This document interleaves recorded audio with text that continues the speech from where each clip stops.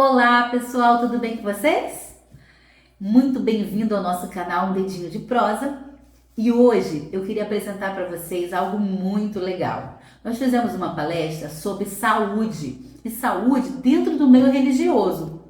Tivemos profissionais multidisciplinares, tais como fisioterapeuta, dentista, psicanalista, endocrinologista, nutricionista. Nós falamos sobre a saúde dentro do meio religioso, que muitas vezes nós, como igreja, como cristãos, queremos muito cuidar do nosso espírito, da nossa alma e negligenciamos o nosso corpo. Não cuidamos do templo do Espírito Santo, que é o nosso corpo.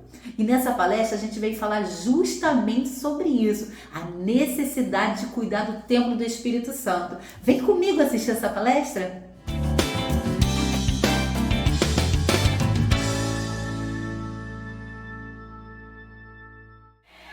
Esse é o Ministério Viva, que nós estamos apresentando e iniciando hoje. Um ministério em que nós vamos falar de vida saudável. Porque o nosso corpo, ele é o templo de quem? Eu não ouvi, o nosso corpo é templo de quem? Se o nosso corpo é templo do Espírito Santo, nós temos que cuidar do templo do Espírito Santo, amém? Então sejam muito bem-vindos e que Deus abençoe esse ministério. Contamos com todos vocês juntos nessa jornada de saúde, porque falar de saúde é também falar de coisas espirituais, amém? Deus abençoe. Oh, meu irmão, não tenha medo não. Deus te deu autoridade, recebe varal. E dale, dale, dale, dale, dale, dale, dale, dale, dale, dale, dale. Dale, bicuda, dale, bicuda, dale. É na cara do cão, é na cara do cão, é na cara do cão, é na cara do cão, é na cara do cão. Oh, meu irmão, não tenha medo não. E dale, dale, dale, e dale, dale, dale, dale, dale, dale, dale, dale, dale, dale, dale. 2, 3, vai! Pisa na cabeça da cepa! Pisa, pisa, pisa, pisa, pisa! Agora pisa na cabeça da serpente pra matar! Pisa na cabeça da serpente pra matar! Pisa na cabeça da serpente pra matar! Pisa na cabeça da serpente pra matar! Pisa na cabeça! Serpente pra matar! Pisa na cabeça da cabeça da serpente pra matar! Pisa na cabeça da cabeça da serpente pra matar! Pisa na cabeça da serpente pra matar!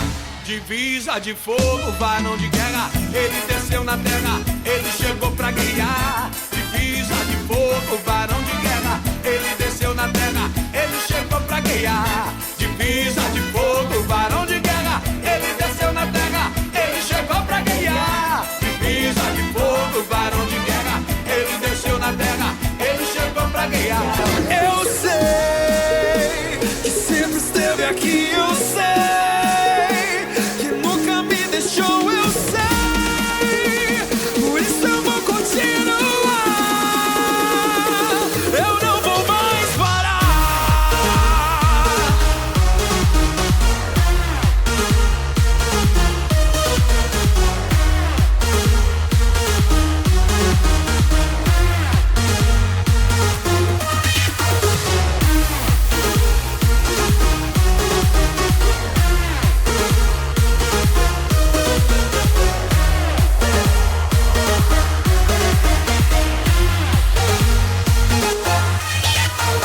Não vou mais entregar meu coração pra esse mundo que não me traz paz. Eu vou sonhar, agora eu posso sonhar, porque eu sei que você está aqui. Eu sei que sempre esteve aqui, eu sei que nunca me deixou, eu sei, por isso eu vou continuar, eu não vou mais parar.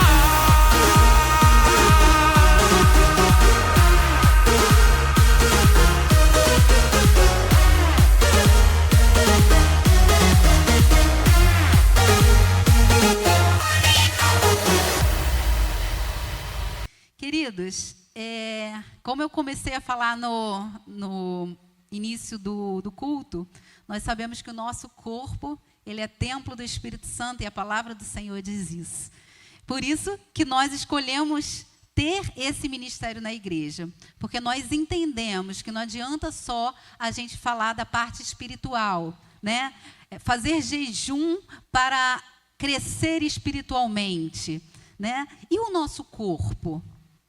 Como está o nosso corpo, que é o templo do Espírito Santo? E eu queria começar, né, falando aqui com a doutora, falando um pouquinho disso, né, nessa linha, falando um pouquinho do que a senhora conhece, do que a senhora tem mais visto, até dentro das igrejas mesmo, que a senhora também é do nosso meio.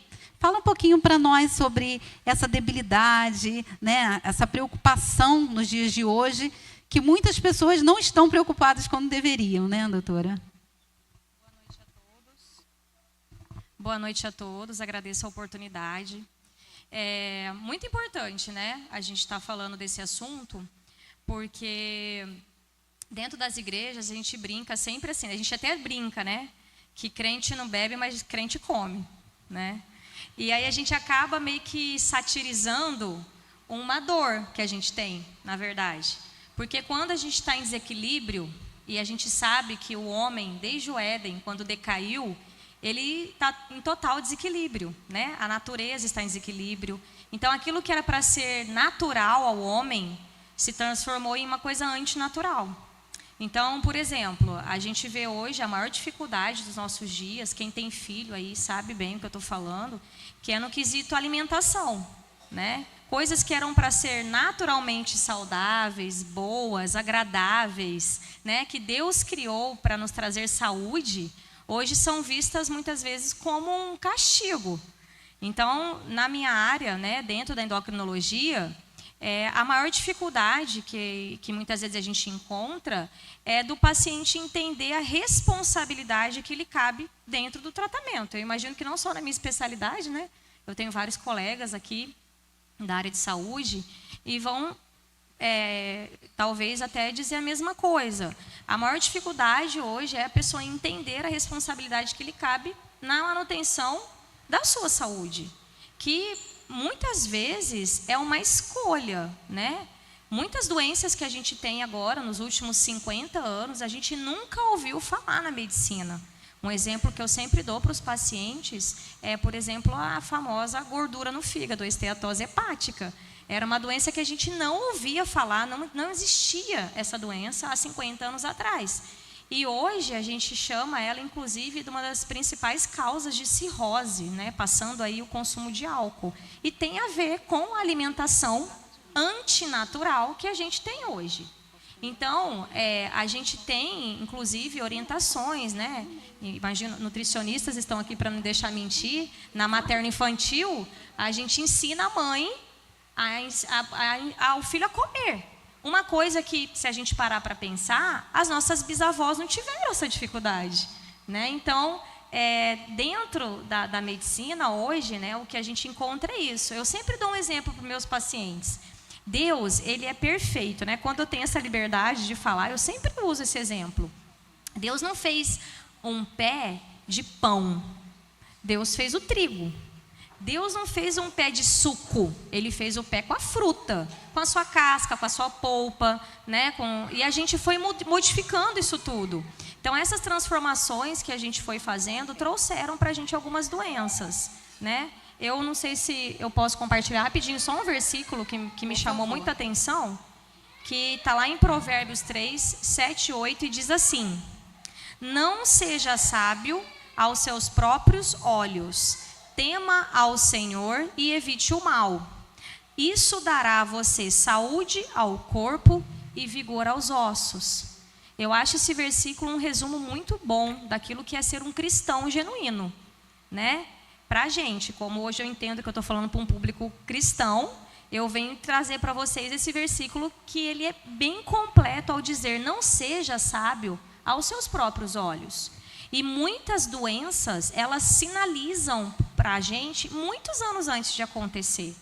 Muitas pessoas já tiveram, né, recomendações e mais recomendações. e meio que relativizaram. Ah, pô, tá me falando de novo de atividade física?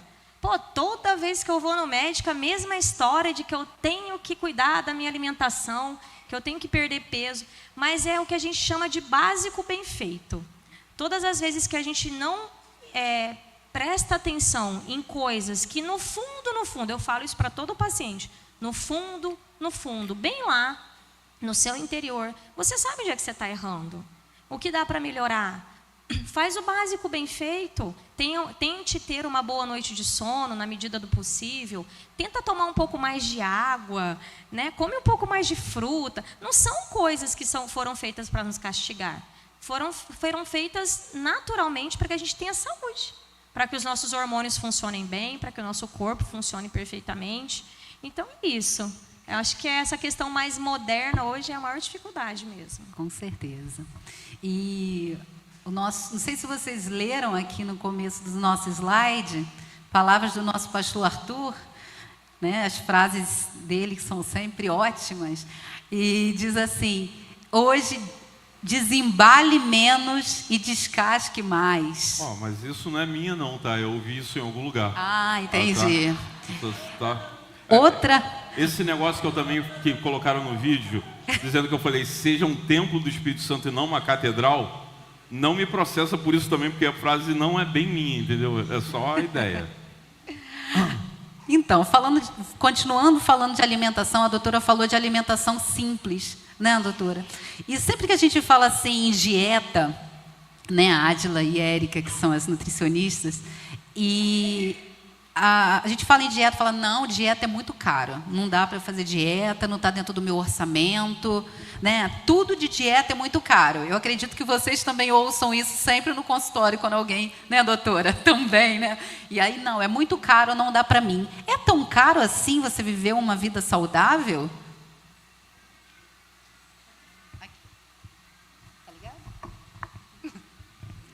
Então, pessoal, não é caro viver uma vida saudável, entendeu? Até porque, como a Lauânia falou, todos os nutrientes a gente consegue através de uma alimentação básica. Arroz, feijão, o prato básico do brasileiro se completa em questão de proteínas, né, que vão auxiliar o nosso corpo a fazer manutenção de tecidos, a construção de tecidos. Então, nós temos as vitaminas que a gente obtém através de frutas, verduras, legumes.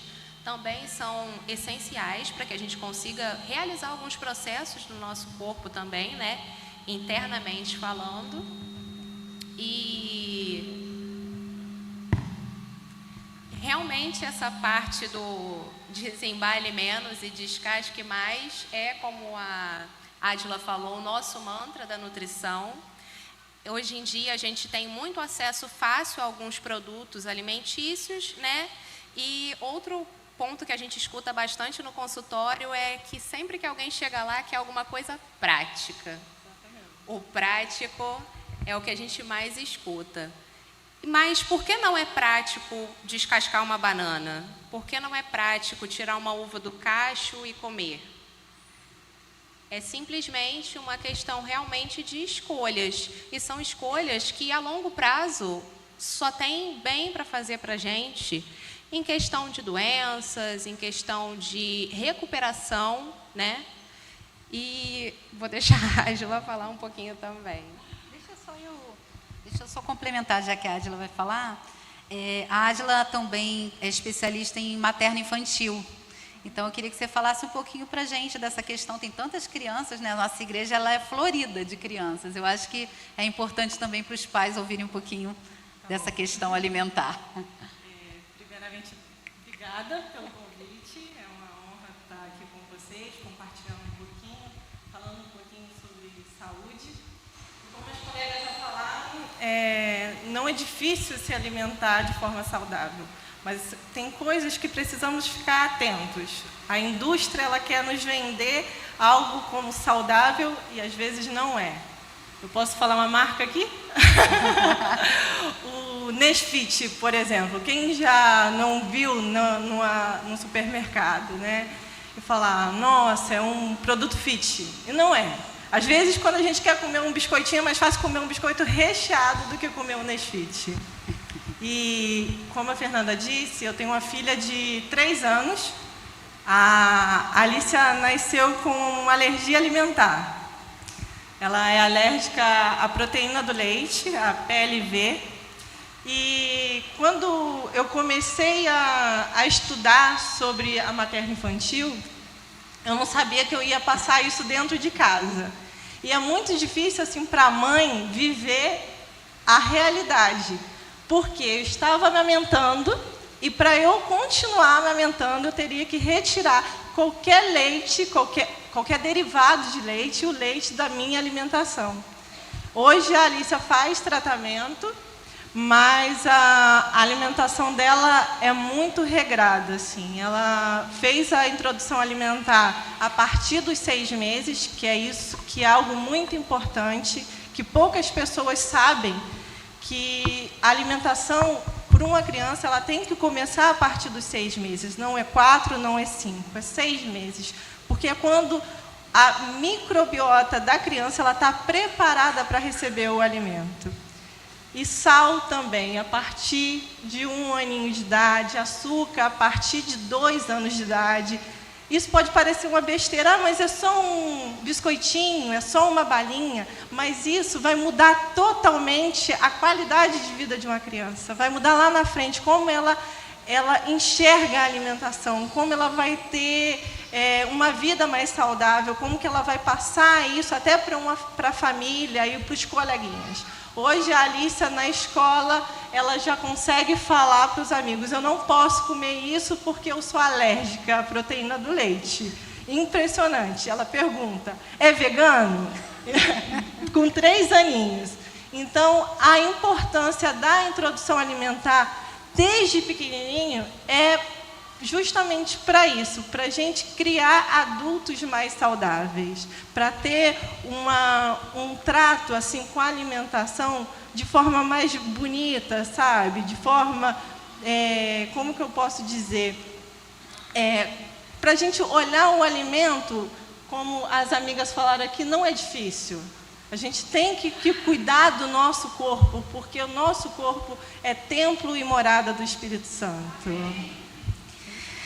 Amém. Depois vocês vão voltar a falar, tá? E se vocês quiserem acrescentar, é só levantar o dedinho aqui que eu passo o microfone. E falando em vida saudável, eu acho que vocês viram hoje uma pessoa aí que é bem saudável, né? Modéstia à parte, eu acho que é o homem mais bonito da igreja. É o meu marido. Pode ser o mais saudável, o mais bonito, o mais saudável. Gente, para quem sabe a história do Jatobá, sabe que ele sobreviveu de um acidente gravíssimo, traumatismo múltiplo de crânio, né, depois de um acidente, e os médicos dizem que ele só sobreviveu porque ele tinha um pulmão muito bem oxigenado, né, porque ele teve várias infecções, pneumonia e tudo mais, foram 17 dias na UTI, 17 em coma, 26 na UTI, todo mundo conhece a história, aqui o pessoal da igreja, e os médicos disseram: se esse menino fumasse, se esse menino bebesse, se esse menino tivesse uma vida de atividade física constante, ele não estaria aqui. Então, eu lembro que a gente ia visitar o Jatobá e os aparelhos, eles ficavam apitando porque ele fazia força contra o respirador, porque ele é muito forte na questão respiratória, porque ele faz exercício físico. Né? Alguns fazem exercício físico por amor, outros vão fazer pela dor, né? Então eu queria que ele falasse um pouquinho para a gente, né? Ele é profissional de educação física e fisioterapeuta, mas também de vivência, né? Porque ele viveu isso, né, Jatobá? Seja bem-vindo. Graça e paz, igreja. É um prazer estar aqui. Muitos de vocês já me conhecem, né? Quero dar saudações a cada um que está aqui. Então, falando de toda a minha trajetória, né, eu sempre fui atleta profissional, fiz algumas provas importantes, até a nível internacional, fiz alguns Ironmans, eu fui atleta profissional de ciclismo, só que ciclismo de estrada, contra-relógio, mas nunca fui nada importante, nunca ganhei título importante, nada disso não, entendeu? Partindo da ideia do Ministério Vivo aqui, eu quero passar uma ideia para vocês. É importante a gente entender que o nosso corpo ele é formado por espírito, corpo e mente. A gente tem que ter a união dessa tríade, porque pensa só, nós temos 206 ossos, Nós somos constituídos por 206 ossos e algumas articulações. Articulação tornozelo, joelho, ombro, só para citar algumas. Aí você vai lá, enche a cara de McDonald's, certo? Coca-Cola, que é gostoso, né? Mas eu parei, graças a Deus. Né? Estou tentando ainda é uma luta, porque o demônio está lá, bebe isso aqui, que é gostoso. Sinistro, brother. Aí você vê aquela Coca-Cola gelada na geladeira de madrugada, você vai tomar, ninguém está vendo? Então você toma. Aí você cai na tentação. Né? Porque afinal de contas, Satanás enganou o homem com a maçã. Né? Chamou lá o Adãozão lá bonitão. Aqui, irmão, come essa maçã que é gostosa pra caramba. E deixou Eva quietinha lá no canto, e depois chamou Eva ofereceu e ele comeu. Enfim. Agora pensa aí, a gente tem 206 ossos e alguma articulação. Para citar articulação no tornozelo. Aí você vai lá e tem 300 quilos. Meu irmão, você está prejudicando a sua articulação do tornozelo. E você está detonando aquilo que Deus te deu, que é o corpo. Nós somos o presente de Deus. Nosso corpo é um presente de Deus. Se você está negligenciando aquilo que Deus te deu, você está negligenciando o próprio Deus. Então o que acontece? É importante a gente pensar numa alimentação equilibrada de espírito e corpo o tempo inteiro. Tá? É só isso que eu quero dizer, porque eu estou começando a falar um monte de coisa que não tem nada de sentido. Tá? Porque eu gosto de ficar falando, lemando, enrolando, e acaba que não sai nada. E falando, né, pegando essa linha de corpo, alma e espírito, pastor, doenças psicossomáticas, doenças que são geradas por causa de emoções, né, e tantas outras coisas, questões de alimentação também. Como fazer terapia e não fazer exercício físico? Fazer terapia e não fazer uma dieta? Explica pra gente, é possível? É possível, só não dá certo. É possível, mas não tem como dar certo. Aliás, primeiro eu quero agradecer muito a todos os profissionais que aceitaram estar com a gente aqui. Era um sonho como igreja a gente startar, fomentar isso na igreja. Infelizmente, historicamente, a maioria das igrejas elas acabaram espiritualizando questões que eram físicas e biológicas e muitas vezes isso refletiu na saúde da igreja de uma forma geral. Então, eu acredito que, com exceção da igreja adventista, que sempre teve esse assunto de forma muito forte na sua parte doutrinária, a maioria das igrejas negligenciou o assunto saúde. Sempre foi muito coadjuvante, mas biblicamente falando, a Bíblia fala de saúde de Gênesis e Apocalipse. Saúde é um assunto que está sempre em pauta na Bíblia e a gente precisa realmente trazer de volta esse assunto para os púlpitos, para o fomento da igreja. E uma das coisas que eu gostaria de compartilhar como psicanalista e assim, ultimamente, uma das coisas que mais me preocupam é a capacidade que as pessoas estão de viciar nas coisas. Parece que o mundo nunca foi tão viciante quanto é hoje. E pós-pandemia isso se agravou bastante mesmo. Desde compulsões alimentares até compulsões por jogos, por exemplo, que a gente via muito raramente algum tempo atrás e hoje a gente vê de uma forma absurdamente ampla. Porque a gente acabou fracionando a nossa vida, como se tivéssemos vidas individualizadas. Queria até que a mídia colocasse na tela o texto de Lucas, capítulo 2, verso 52, porque esse texto é um texto, assim, que salta na Bíblia. Lucas 2,52. Porque é Jesus com 12 anos em Jerusalém, esquecido pelos pais, mas esse versículo em especial, ele destaca a natureza de Jesus e o seu desenvolvimento. E Lucas 2,52, achou já? Está aí? Lucas 2,52, não é nem Abacuque, gente, é Lucas.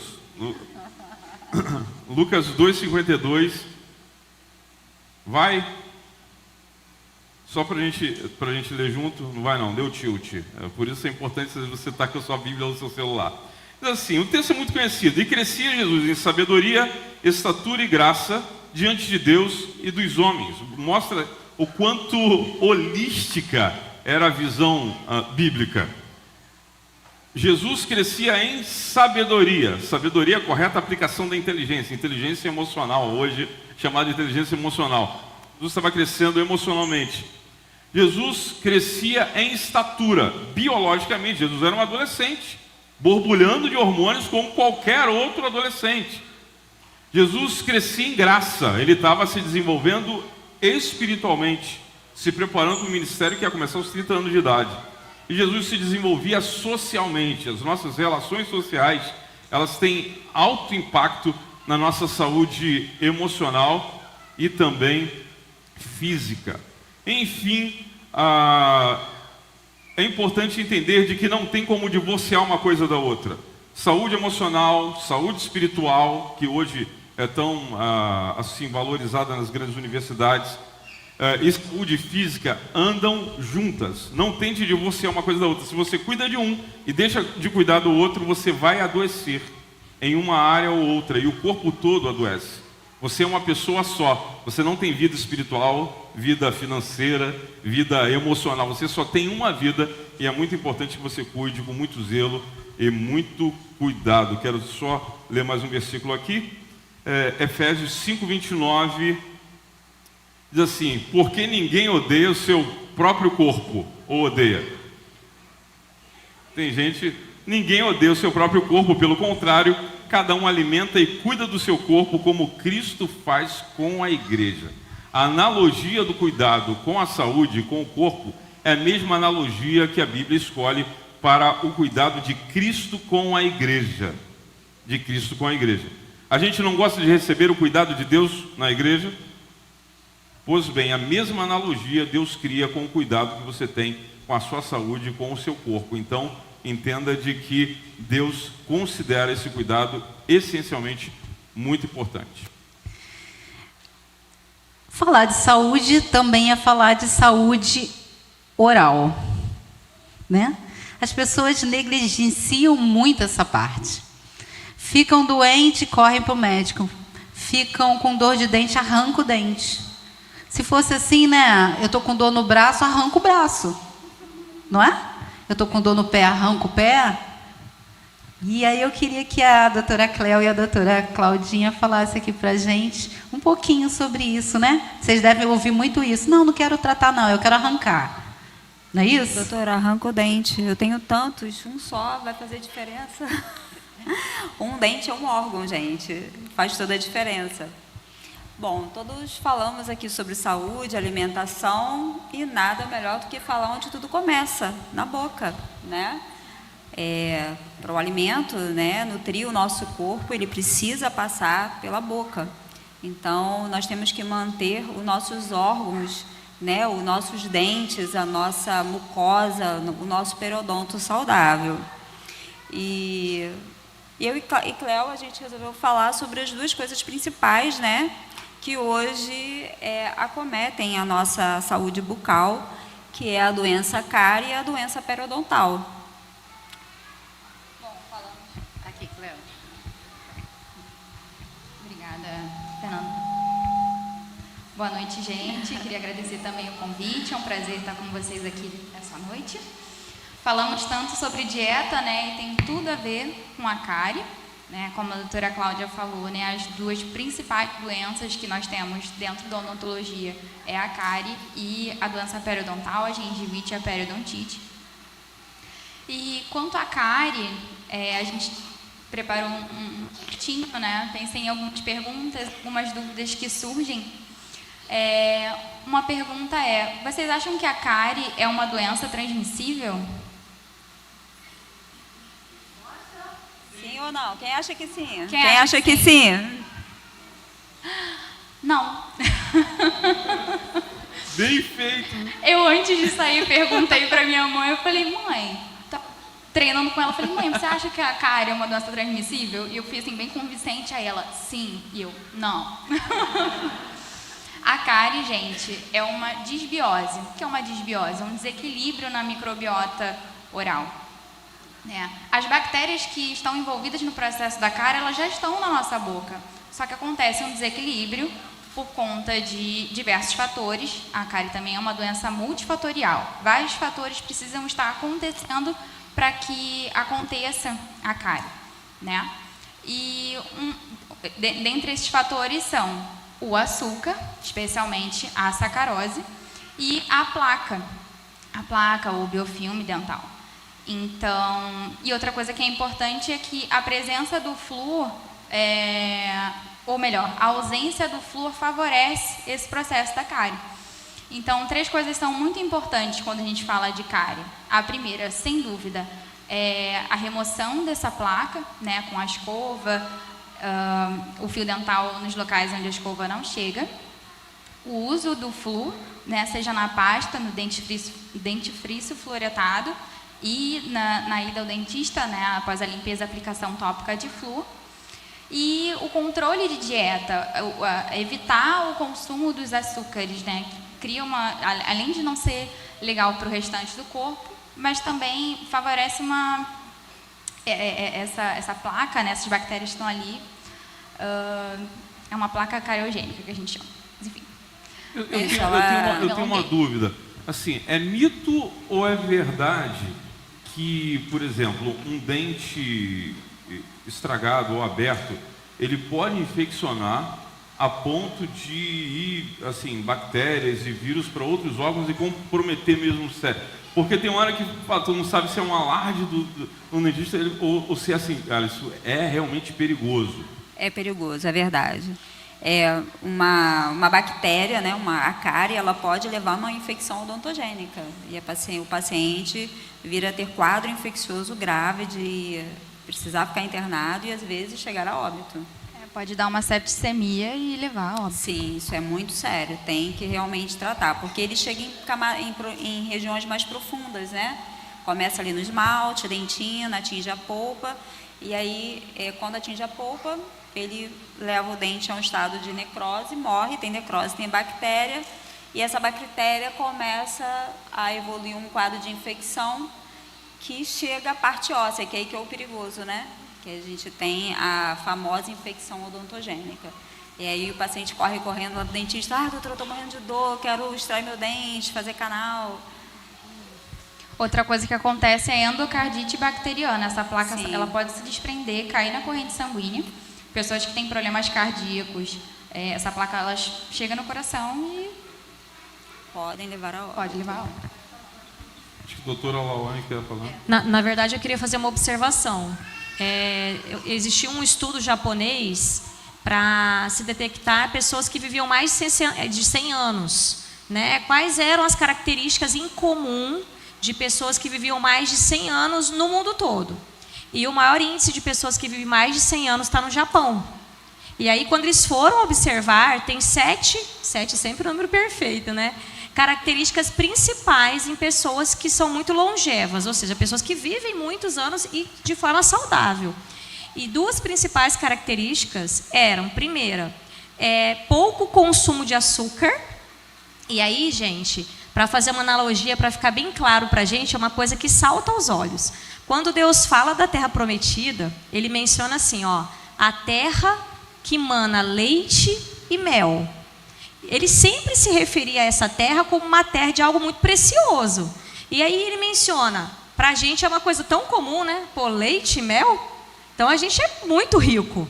Só que é uma característica muito clara de que o mel e o leite eram coisas muito raras e muito preciosas. E aí, esse consumo de açúcar exagerado que a gente vê hoje não é uma coisa que era para estar acontecendo. Então, uma característica dessas pessoas é o baixo consumo de açúcar e o segundo que me chamou muita atenção, uso de fio dental. Todas essas pessoas que viviam mais de 100 anos usavam fio dental há muitos anos. E é uma coisa tão importante essa questão do fio dental. Agora eu fiquei mais curioso. Como era o fio dental há 100 anos atrás? Não é há 100 anos atrás. Minha mente é assim, cara, o cara passando... É um estudo moderno. E assava, sei lá. Mas uma característica em comum é que essas pessoas tinham uma boa higiene bucal. Agora, uma coisa interessante, pasta de dente e escova é uma coisa moderna. Mas se você for olhar as arcadas antigas, os dentes eram muito bem preservados. Exato. Porque não existia consumo de açúcar, basicamente. Então, um ingrediente, né, assim, que tem que estar ali é o açúcar. Então, se você pegar um bebê, por exemplo, a criança começa a ter dentinho muito novinha. Só que ela não tem cárie. Se você parar para pensar, não é natural. Imagino que vocês não devem ver com muita frequência um bebê com cárie. Porque não tem consumo de açúcar. A cárie então, tem quando introduz. Esse consumo de açúcar, né? A cárie de mamadeira, né? Que eu ia fazer é justamente essa. Porque apesar da nossa indicação, seu consumo de açúcar a partir dos 2 anos... Acontece muito de 9 meses, 10 meses, uma criança com uma balinha, um pirulito na boca. E aí, qual a indicação de vocês para começar a escovação, né? A escovação ela deve começar assim que o dente surge na boca. Começa sempre com os incisivos inferiores, né? Aqueles 2 dentinhos ali na parte de baixo. Nasceu qualquer dentinho, já começa com a escovação. Num primeiro momento, né, quando é bem bebezinho, é uma quantidade de pasta de 1 grão de arroz cru, e essa pasta ela sempre tem que ser fluoretada, mesmo em bebezinhos. Existe agora uma crença, né, de que o flúor ele é tóxico e que as crianças não podem usar flúor, devem, tá? Uma recomendação, uma dica é, quando vai levar para a creche, um lugar que não são os pais, né, não são os responsáveis que estão ali fiscalizando essa escovação, a criança, antes dos 4 anos, ela não sabe cuspir, ela engole aquela pasta, né? Se ela ingerir grandes quantidades, pode dar fluorose. Então, para evitar isso, aí sim, é uma dica, recomendar a pasta sem flúor, para momentos de escovação sem uma supervisão, né, dos pais, dos responsáveis. Fora isso, tem que ter o uso da pasta com flúor pelo menos uma vez ao dia, tá? E a partir do momento que os dentes começam, que nascem os molares, né, e são dentes que têm contato, aí sim a gente começa o uso do fio dental, tá? Quanto a isso, o leite materno, gente, ele não dá cárie, tá? O que dá cárie nesses bebezinhos é que às vezes não come uma balinha, mas aí toma uma mamadeira que tem Nescau, toma uma mamadeira que tem farinha láctea, suco Tang. Quando a gente vai fazer um diário de dieta, assim, às vezes pergunta, que criança come? Come muito açúcar? Come muita bala? Não. Aí você pergunta, mas toma suco Tang? Toma. Aí tá explicado por que tem tanta cárie. Fala assim, meu filho não come doce, por que tem cárie? Porque tem outras coisas, alimentos industrializados também, salgadinho, tipo Ruffles, Fandangos, essas coisas também contêm sacarose, né? Quer dizer, me corrijam se eu estiver errado. Mas tem açúcar e também são fatores de risco para cárie. Entra como os ultraprocessados aí. Ultraprocessado, viu? Não está 100% certo. Então, o açúcar realmente é o vilão em questão da cárie. E, gente, antibiótico não dá cárie, tá? A má higienização, uma escovação não supervisionada dos pais, alimento cariogênico, tá bom? Então, assim, temos que tomar conta. A criança ela não tem condições efetivas, na idade de 2, 3 anos, de fazer uma higienização adequada sozinha. Então, os pais precisam supervisionar, né? Principalmente, não deve ser burlada a escovação antes de dormir, tá? Porque é um período que a criança fica muito tempo sem escovar os dentes e não sei se você já ouviu falar de cárie de mamadeira, né? Que é aquela cárie, aquela criancinha que tem todos os dentinhos da frente com aquelas cáries, né, Cléo? Por quê? Porque às vezes a mãe coloca antes de dormir aquela mamadeirinha do fim do dia. Um Nescauzinho. Aí a criança mama e dali ela já engata no sono. Olha o perigo aí, entende? Então temos que realmente cuidar dessa manutenção. A segunda questão que nós íamos falar, pode dar continuidade? Seria a placa, né? Que falamos da placa para cárie, né? A bactéria cárie. E tem a placa, a bactéria que causa os problemas periodontais, né? Que são aquelas que causam a mobilidade dentária, né? Muitos pacientes perguntam: ah, doutora, meu dente, minha gengiva está sangrando. Gente, isso é um início, tá? Não é normal, a gengiva ela não tem que estar sangrando, ela não tem que estar inchada, dolorida. Se isso está acontecendo, é porque tem sinal de que existe uma inflamação, existe uma doença acontecendo ali. E essa doença começa com a placa bacteriana, a placa que se instala ali, restos alimentares, né, que ela instala ali no nosso dentinho e rapidamente ela se esconde ali embaixo da gengiva. Por isso a importância da escovação 3 a 4 vezes ao dia e principalmente isso que ela falou do fio dental é importantíssimo, porque quem remove essas placas bacterianas sob a gengiva é o fio dental, entre os dentes, né? A escova, ela limpa, né, a parte da frente, a de trás, aonde é plano, mas entre os dentes, embaixo da gengiva, sob a gengiva, tem que ser o fio dental.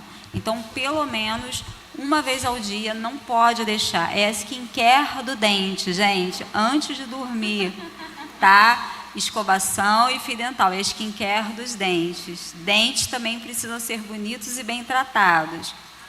E aí, essa placa que ela se acumula ali, se não removida, com o fio dental e com a escovação adequada, elas vão aumentando com a ajuda do cálcio que está presente na saliva, elas endurecem, que vira o famoso tártaro, né? De uma maneira simples para vocês entenderem. E aí, só o dentista consegue remover, tá? E qual é o fator perigo dessas placas não serem removidas? Elas vão descendo em direção à parte óssea, causando as famosas doenças periodontais que podem levar à mobilidade dentária e perda dos dentes, né?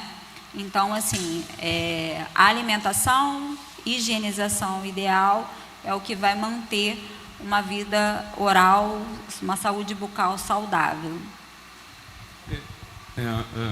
Gente, daqui a pouco a gente vai liberar o microfone para... vai ter um microfone sem fio flutuante para vocês fazerem perguntas. Mas antes do Jatobá perguntar, eu tenho uma pergunta para as nutricionistas. Assim, para o meu tipo de trabalho de psicanálise, de saúde emocional, a alimentação dos meus pacientes eles são extremamente relevantes para o sucesso do meu trabalho. Por exemplo, um paciente que tem, por exemplo, uma alimentação totalmente descontrolada, o meu trabalho é malhar em ferro frio, porque, na verdade, a alimentação dele não favorece, por exemplo, a produção até de alguns neurotransmissores. É possível, por exemplo, propor uma dieta emocional, por exemplo, para dar um levante, aí a endócrino de repente vai poder falar bem, para dar um levante de B12, porque assim, todo paciente com baixa de B12 já chega chorando, cara. Ele já chega chorando no consultório. Falei, cara, o problema é sério, tá com B12 baixo.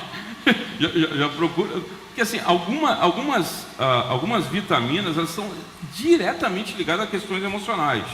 Então assim, é possível fazer uma dieta, uma dieta mesmo, voltada para uma recuperação emocional, por exemplo, assim, uma dieta para se recuperar de depressão ou de crise de ansiedade?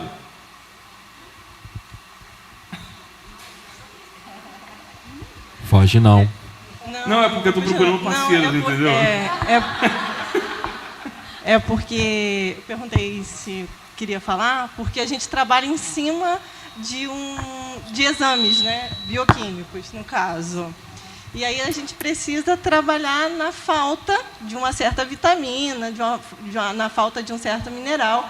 Mas, voltando para a questão, nós não conseguimos chegar no objetivo de uma vida saudável se a gente não trabalhar a tríade, os 3 pontos, que são alimentação saudável, o exercício físico e o sono de qualidade. Então, não adianta nada uma alimentação saudável que vai atender todas as vitaminas se não tiverem os outros pontos, né? A atividade, que o Jatobá falou bem, e o sono de qualidade. Porque é no sono, né, doutora, que a gente consegue repor regular todo esse estresse emocional e físico. Então, hoje sempre, nós precisamos de um sono de 7 a 9 horas. Não consumir cafeína pelo menos com 6 horas de antecedência.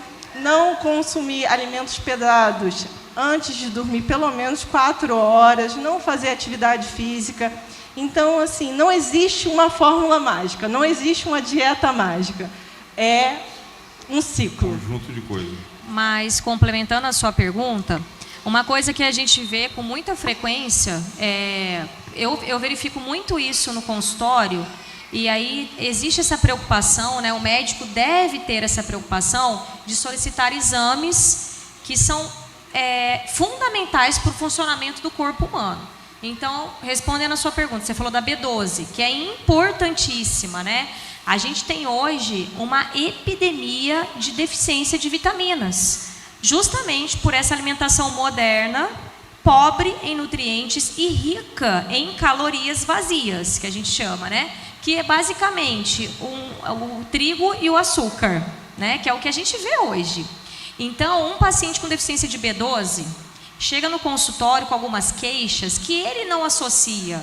Deficiência de vitamina D, deficiência de ferro. Gente, é tão importante, é tão impactante, que eu tenho pacientes que ficaram anos tratando com psiquiatra uma depressão que, na verdade, era uma anemia. Tá? Por quê? Porque a pessoa não tem vigor, ela não tem ânimo, ela não tem disposição, ela não tem força muscular, ela não se concentra, ela não tem paciência, ela não faz uma sinapse, ela não consegue ter uma resposta adequada a um estímulo. Então, isso causa nela um estresse, óbvio, e uma junção de coisas que ela chega à conclusão que ela está em depressão. Eu não quero sair, eu não tenho vontade, eu preciso fazer atividade, mas eu não consigo, eu não quero conversar, porque assim, eu não tenho resposta, eu não consigo mais evoluir no trabalho, coisas simples que eu fazia, tem pacientes que eu falo sempre isso, vai na cozinha, não lembra o que foi fazer. Então, algumas deficiências, como a vitamina D, que é basicamente exposição solar, né? 80% a 90% da vitamina D é metabolizada através de exposição da pele nua, exposta ao sol. E a gente não tem um estilo de vida que favoreça isso, né? Até o biquíni tem proteção UV hoje. Então, assim, você vai para a praia com um biquíni que nem o biquíni pega sol, né? E aí a vitamina B12, o ferro, o magnésio são tão importantes nesse processo que eu, como endocrinologista, nem começo um tratamento hormonal se isso não tiver ajustado. Então, até para a pessoa emagrecer, vamos lá. Porque o que a pessoa entende quando ela está obesa ou sobrepeso? Eu quero me privar de alimentos. Só que, quando você tem deficiências nutricionais, você engorda. Porque o seu corpo estoca. Então, é algo fisiológico. Está com deficiência de ferro, B12, zinco, selênio, magnésio, vitamina D, tudo que você come, ainda que seja com perdão da palavra, uma porcaria, seu corpo vai estocar. E aí eu falo sempre isso para o paciente. Olha, a gente precisa primeiro ganhar para depois perder. Vamos preparar para emagrecer. Vamos entrar na menopausa com mais vigor, porque todo mundo acha que menopausa acabou a vida. Mas para a produção hormonal, para a produção até de neurotransmissores, como você mesmo disse, né? Para o paciente, inclusive, muitas vezes seguir uma dieta, para ele conseguir ter foco, ele precisa repor, sim, muitas vitaminas e minerais, que ele só vai conseguir através, muitas vezes, de suplementação. Porque ela bem disse, não existe dieta mágica. Até porque hoje, infelizmente, os alimentos, inclusive os naturais, eles também estão sendo processados de uma forma que eles já vêm com um teor baixo de nutrientes, pelo próprio processo aí de venda em massa, né? Então, as frutas são aceleradas, enfim, muitos fatores influenciam nisso. E tem uma questão que está muito em alta, são os alimentos inflamatórios, o leite, o trigo. Eu ia perguntar isso não, agora. Não é assim que funciona, né, doutora? Então, deixa eu fazer a pergunta, já que você vai falar de leite e trigo. Por que durante gerações e gerações e gerações se consumiu trigo e leite, e agora, nos últimos anos, eles são os grandes vilões para nós? que acontece, a doutora talvez possa me ajudar nessa questão, é a questão da indústria, né? Os aditivos que estão sendo adicionados nos nossos alimentos. As letrinhas pequenas dos rótulos. O tezinho. Então, é super importante, na hora de comprar, de escolher um ingrediente no mercado, vamos falar do extrato de tomate. Quanto menos, melhor. Vocês vão olhar lá aqueles um monte de letrinha, um monte de ingredientes, escolhe o que tem 3, o tomate, a água e o sal. Isso é importante, não é uma besteira olhar rótulo. E é justamente por causa disso, porque o alimento ele só é inflamatório se você tem essa predisposição, se você for alérgica, correto, doutora? Se você for alérgica ou intolerante, exatamente. Então, se você não for alérgica ao leite, não tem por que você tirar. Até porque é rico em cálcio, e aí a gente tem a deficiência do cálcio. Então, tudo tem que ser estudado. Se está tendo uma dermatite atópica, a gente tem que entender por quê. Não é simplesmente retirar o leite, retirar o trigo por causa do glúten.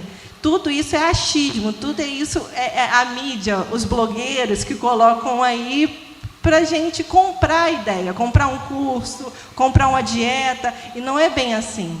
Nós temos a responsabilidade da vida de vocês, assim, no geral, né? Então, essa é a importância de cuidar da individualidade. Cada microbiota é individual. O Brasil tem uma característica muito interessante com relação ao glúten, que é o quê? Nós somos um país muito grande que exporta muito alimento. Para isso, o Brasil foi um pioneiro em modificação genética de alimentos, que são os famosos transgênicos, que tem aquele Tzinho amarelo, não sei se vocês já repararam. Então, você vai comprar às vezes você vai comprar um alimento saudável, tá o T amarelo lá. Ele está dizendo para você, porque é obrigatório, o governo, né, sancionou uma lei de dizer a pessoa tem direito de saber que ela está comendo uma coisa modificada geneticamente. O nosso trigo não é o trigo serraceno, da época da Bíblia, ou então de 100 anos atrás. Ele não é. Então, eles são exatamente o que ela falou, os aditivos químicos realmente transformaram o trigo num vilão num primeiro momento, tá? Só que é mais fácil você falar para o paciente fazer isso, porque é moda também, do que falar assim, ó, para de tomar Coca-Cola.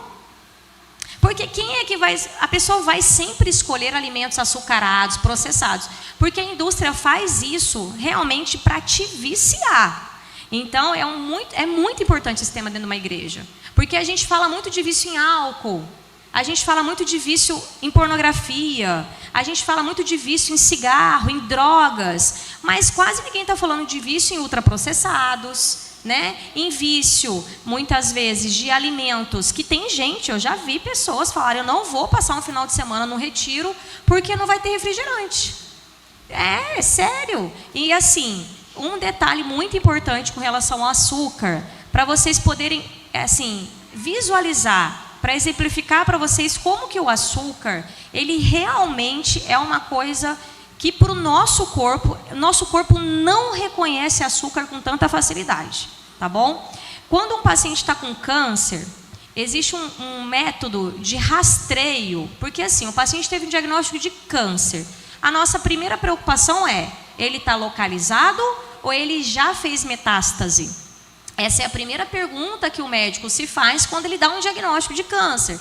Já é um diagnóstico ruim, mas ele é muito favorável quando esse câncer está localizado naquele local. Então, por exemplo, a gente vem com uma paciente com câncer de mama. A pergunta é, esse câncer fez metástase? Jogou para outro órgão? E aí a gente indica um exame chamado PET scan. Alguém já ouviu falar? Se alguém tem um paciente com algum familiar com câncer, talvez seja um pouco mais entendido no assunto. Esse PET scan nada mais é do que um rastreio dos pés à cabeça, procurando células cancerígenas. Então, você bota o paciente dentro de uma cabine de ressonância magnética, de tomografia computadorizada, um exame que eu imagino que muita gente já deve ter visto, né, que faz na perna, para ver se tem hérnia de disco. Só que, olha o detalhe, gente, você dá para um paciente um contraste, ou seja, você bota na veia do paciente e faz o paciente tomar um contraste rico em açúcar. Isso tem que chamar muito a nossa atenção. Por que que a gente faz isso? Porque se houver alguma célula cancerígena escondida em algum órgão distante desse câncer, essa célula ela vai captar muito rapidamente açúcar. Em outras palavras, você que come muito açúcar, você está alimentando um câncer. Então as pessoas não conseguem, muitas vezes, elas acham que, por eu ser endocrinologista, meu Deus, você é contra o açúcar. Não. Mas assim, o brasileiro por si só consome muito açúcar. Então quando você fala para o paciente assim, mas eu nem como, ele fala para você assim, mas eu nem como tanto açúcar. E você vai ver, ele come açúcar todo dia. Eu ia perguntar isso, porque a gente tem a ideia de comer açúcar, o açúcar branco, né, o pó. Mas tudo tem açúcar praticamente, fora os alimentos que se transformam em açúcar. Exato, exceto, por exemplo, olha aí como que Deus é perfeito, a frutose, né? Ela tá ali, e as frutas elas são tão adocicadas que é porque a gente tem um paladar muito intoxicado. Então, quando você consome em excesso açúcar, você perde a capacidade da sua língua, sua papila gustativa, ela sofre uma degeneração mesmo, de você não conseguir já entender que aquilo ali é doce. Então, para algumas pessoas, por exemplo, aquela uva, ela vai ser azeda, né? Meu Deus, a maçã não tem sabor, mas é porque está impregnado de açúcar. Só que o açúcar da fruta, ele vai ser processado lentamente, porque você mastiga o alimento, tem casca, a maioria dos alimentos, as frutas têm cascas, né? Então tem a fibra, né? Se eu estiver errado, vocês me corrigem. Só que a gente fez o quê? Pegou a fruta, descascou, enfiou no liquidificador, bateu, processou isso, ou seja, soltou toda a frutose, tirou a fibra, tirou a casca, tirou tudo e ainda joga para dentro. Isso em meia hora. Muito rápido, muito rápido. Já é um boom de açúcar. Que acha que o suco é fruta e não é a mesma coisa. Porque nós somos imediatistas, né? Exatamente, né, isso. Tem pessoas que falam, eu odeio fruta, mas eu tomo suco, é a mesma coisa? Não, não é, porque um suco, nós vamos precisar de quê? 3 laranjas, se for o caso, a laranja, 3, 4 laranjas, e aí a gente... né? 6 laranjas no copo. 6 laranjas. E é o que a doutora falou, retira toda a fibra. E é importante para a nossa microbiota, para o final do processo. Para quando nós sofremos de prisão de ventre, né?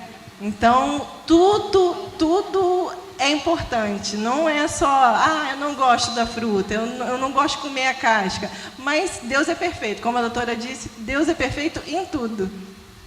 Só complementar, meninas, essa questão do paladar viciado, isso só cresce a importância da introdução do açúcar após os 2 anos, né, para não viciar o paladar dessa criança, não só por conta, né, da saúde em si, por conta da cárie, mas para não viciar esse paladar. E às vezes ficam com pena, né? A gente está comendo um chocolate perto da criança, ai, pobrezinha, não vai dar um chocolatinho.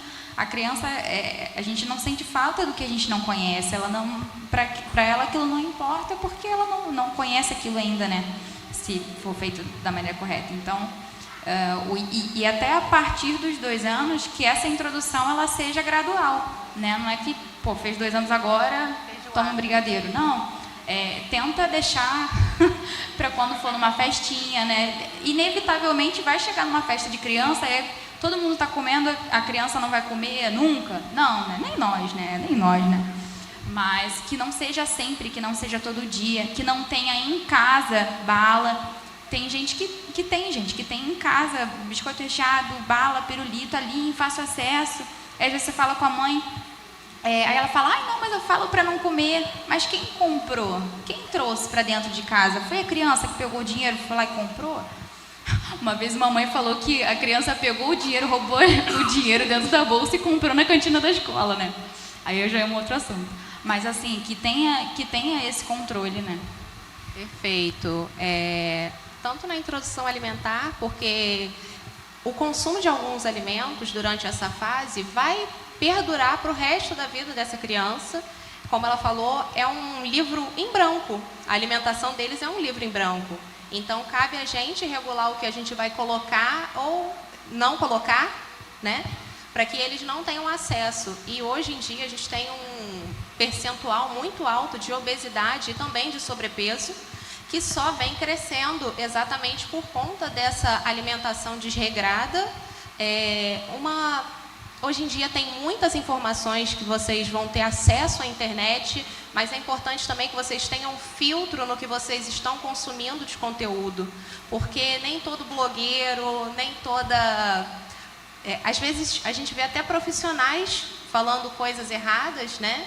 Coisas que não condizem muito com a situação, como é o caso tão popular do glúten e do leite, que realmente sofreram uma modificação ao longo do tempo. Então, não é o mesmo, mas isso não quer dizer que todo mundo deva excluir eles da dieta. É muito pontual e é muito individual. Cada organismo vai lidar de um jeito com essas substâncias e aí cabe ao profissional analisar o que dá para colocar, o que dá para retirar, qual é a quantidade que você vai conseguir consumir daquilo, né? Então, suplementar quando for necessário. Às vezes a gente consegue atingir pela alimentação, muitas vezes a gente não vai conseguir porque aquela pessoa não tem o costume também de ingerir, então a gente realmente tem que suplementar. Quando a gente não consegue bater essa meta como nutricionista, a gente também indica os nossos colegas, parceiros, como endócrino, no caso da Lauane, eu sou paciente dela. Conheci de algum lugar. Adoro. Melhor endócrino da Eita, cidade. propaganda. E é isso, vamos olhar um pouco mais para a nossa alimentação, um pouco mais para o conteúdo que a gente está consumindo na rua. Peçam ajuda, né? Procurem um médico, procurem um nutricionista.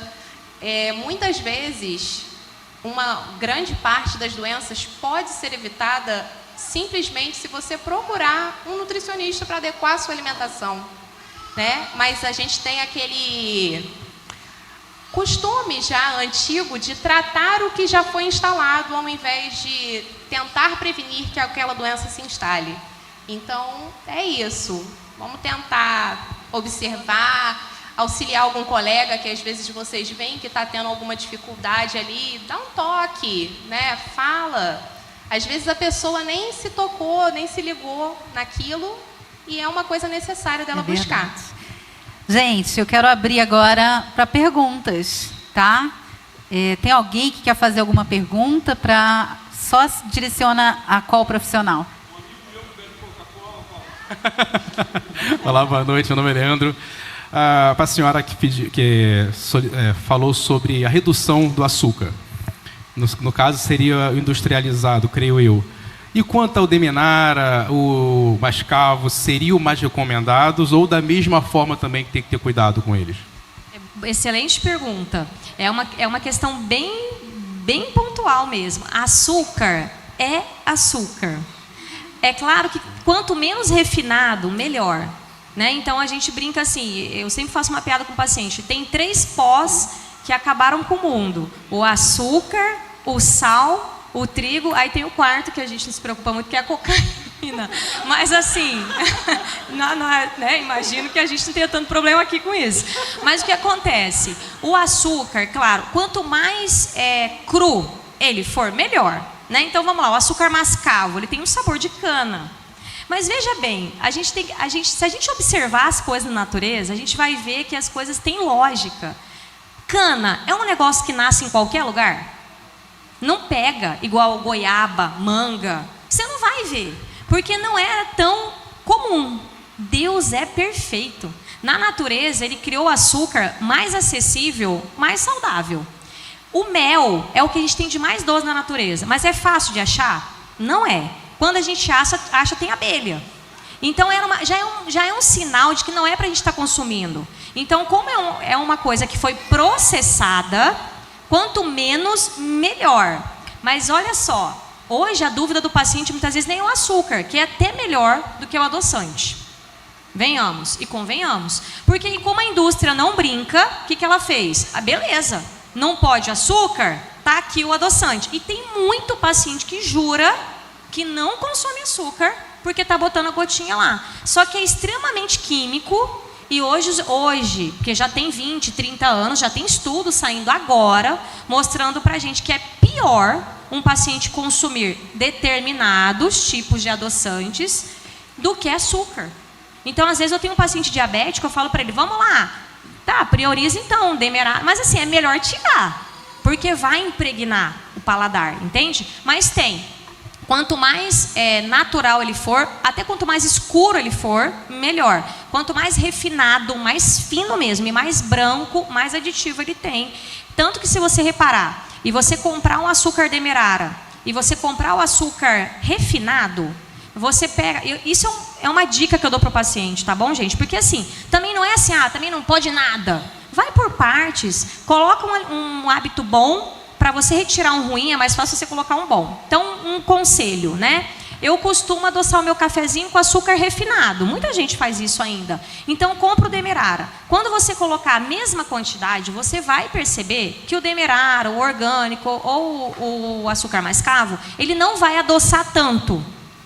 Para a mesma quantidade, uma colherinha de açúcar cristal, talvez você precise usar 3 de açúcar demerara. E aí o paciente vai entender a quantidade de açúcar que ele tem que botar ali para adoçar. Já é uma coisa importante, já é uma coisa didática. Porque na vida é assim, a gente vai aprendendo, a gente erra, a gente tenta. Mas a sua pergunta é bem pertinente. Boa noite. Eu tenho algumas perguntas, quase nada. O pessoal foi falando e foi surgindo perguntas, eu fui anotando aqui. Tem pergunta para quase todo mundo. Aí eu vou fazer tudo de uma vez para não ficar parcelado. A primeira pergunta é para endócrino. Pacientes com tireoidite de Hashimoto devem tomar medicação? Excelente pergunta. Vou explicar só o que é a tireoidite de Hashimoto, tá? É uma doença autoimune onde o corpo da pessoa não reconhece a glândula tireoide como parte dele. Então, todos nós temos uma glândula chamada tireoide, que fica aqui no nosso pescoço, e que basicamente é responsável por todo o nosso metabolismo, tá? Ela é importantíssima para inúmeras partes do nosso corpo. Pacientes com doença autoimune, qualquer autoimune, já devem se preocupar ou não em fazer um tratamento muito antes de aparecer uma doença. Então, pacientes que têm Hashimoto têm uma tendência muito grande para ter hipotireoidismo. E aí tem até uma coisa polêmica, né? Porque tem várias linhas na endócrino, que é assim, o que a gente aprende na faculdade? Só trata Hashimoto se tiver hipotireoidismo. Não tem lógica, porque a tireoide está sendo atacada. O corpo não reconhece ela como parte. Então, ela vai ter um grau de inflamação muito grande. Tem pacientes que chegam para a gente com anticorpo, que é o marcador dessa doença, em 100, que é o anti-TPO, é um exemplo. Mas tem paciente que chega com anti-TPO de 1.500, 2.000. Esse paciente vai ter câncer na tireoide em algum momento. Então eu, doutora Lauane, dependendo do grau de inflamação dessa tireoide, ainda que o meu paciente não tenha hipotireoidismo, muito provavelmente ele vai receber medicação. E na prática é incrível. Eu tenho um caso bem recente de uma paciente que tinha um anticorpo dessa doença em 1.300. Em outubro agora do ano passado, a gente entrou com medicação porque ela não tinha hipotireoidismo, mas estava muito inflamada. Se um órgão está muito inflamado, ele não funciona. Então, basicamente, entramos com uma dose baixa de medicação, como se ela já tivesse hipotireoidismo. Pedi para a paciente limpar a dieta, isso é muito importante, que é assim, tenta comer o mais natural possível, me ajuda a te ajudar. E vai fazer uma atividade física, gente, sério, 30 minutos, 3 vezes na semana. O anticorpo dela caiu de 1.300 para 74. Tá? Então, isso aí é a prova. É uma coisa tão bonita de você mostrar. E a pessoa... E são 3 meses. Tá? Essa paciente voltou recente. E nenhum endócrino nunca tinha tratado a tireoide. Então, sim, pacientes com Hashimoto, se for meu, muito provavelmente eu vou olhar para ele como se ele já tivesse hipotireoidismo. Mas são várias coisas que a gente faz. Entendi. Tem mais uma. Pacientes com SOP desenvolvem essa doença a partir da primeira menstruação ou podem desenvolver durante qualquer momento da vida?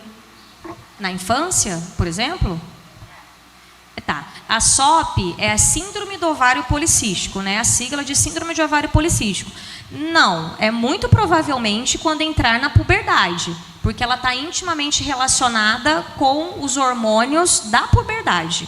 Então, para a gente ter um diagnóstico de síndrome de ovário policístico, a gente precisa ter irregularidade menstrual, por exemplo. Então, não tem como a gente saber, numa menina, pré-púbere, se ela vai ou não ter ovário policístico. É uma doença, basicamente, muitas vezes nem da adolescência, é mais da adolescência para a fase adulta.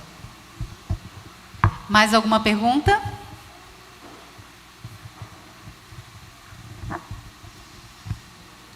Boa noite, meu nome é Jorge. Eu gostaria de fazer uma pergunta direcionada para as dentistas. Isso é em caráter de curiosidade, eu não sou da área da saúde. Sempre me gerou uma dúvida, qual foi a função do siso, dos sisos, na época da antiguidade, e por que ele foi, entre aspas, abre aspas, descontinuado, fecha aspas. Tem a ver com o fato da nossa alimentação hoje ser ultraprocessada? Evolução das espécies, meu irmão. Boa pergunta. Ser evolucionista é uma coisa, acreditar na evolução das espécies, eu acredito, eu não sou evolucionista, mas eu acredito na evolução das espécies. É um dente inútil, fala, doutora. Então, não é muito a minha área, eu sou endodontista, mas, assim, eu não vou dizer com precisão para você, mas eu já vi relatos, assim, na faculdade, eu lembro na época da faculdade, que a probabilidade de que nos próximos anos a evolução, por exemplo, dos nossos filhos não tenham mais os dentes cisos por conta da mudança realmente da nossa alimentação, tá? Eu não vou bater o martelo, porque eu teria que falar artigos e tal. Mas por conta da mudança da nossa alimentação. Se você for parar para pensar, a época dos nossos pais, dos nossos avós, a gente pegava fruta no pé. Eu mesma, né, gente? Eu era uma macaquinha de pé de goiaba. Eu vivia trepada no pé de goiaba, catando goiaba para comer antes do almoço. Minha avó brigando, porque tá na hora do almoço, menina. Então, assim, a gente mudou os nossos hábitos, nós mudamos os nossos hábitos alimentares. A gente não tem mais o hábito de pegar a fruta e morder e comer, e aí é tudo muito processado. Então, realmente, a tendência é que, futuramente, os nossos descendentes não tenham a evolução do dente ciso.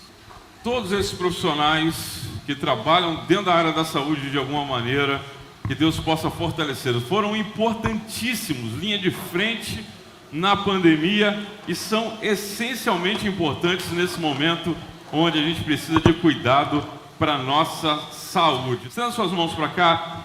Deus, muito obrigado, porque o Senhor é bom e o Senhor tem chamado, vocacionado pessoas para a área de saúde, Deus. Nós te agradecemos por cada um deles que entraram nas universidades porque entenderam a sua vocação. Que eles possam entender, ó Pai, o seu propósito também nesse momento. Nós queremos te agradecer por cada profissional que trabalha diretamente, ó Pai, na área de saúde, seja no atendimento aos pacientes ou até mesmo os médicos. Que em todas as áreas, ó Pai, eles sintam o teu cuidado santo. Nós sabemos, Senhor, de que os profissionais da área de saúde em todo o mundo, muitas vezes estão no topo do ranking, ó Pai, de questões emocionais sérias. Por isso eu venho te pedir agora, como profissional da área de saúde emocional, protege a emoção de cada um deles. A alma, a psique de cada um deles, ó Pai, para que, sentindo o teu cuidado santo sobre as suas emoções, possam com excelência exercer a sua brilhante profissão. E em nome de Jesus que nós te oramos e te agradecemos. Amém. Palmas para esse pessoal. Gratidão. Os nossos líderes, a Fernanda e o Jatobá, são os líderes desse ministério. Pode falar. Eu fiz especial, com muito carinho para vocês, uma panquequinha sem glúten, tá? E quem quiser levar para casa, tá ali, experimente e depois dê um feedback, tá? Os bolos também sem glúten, sem lactose, para mostrar que é possível a gente ter uma vida saudável e gostosa. Eu espero que realmente seja gostoso, tá bom? Deus abençoe vocês.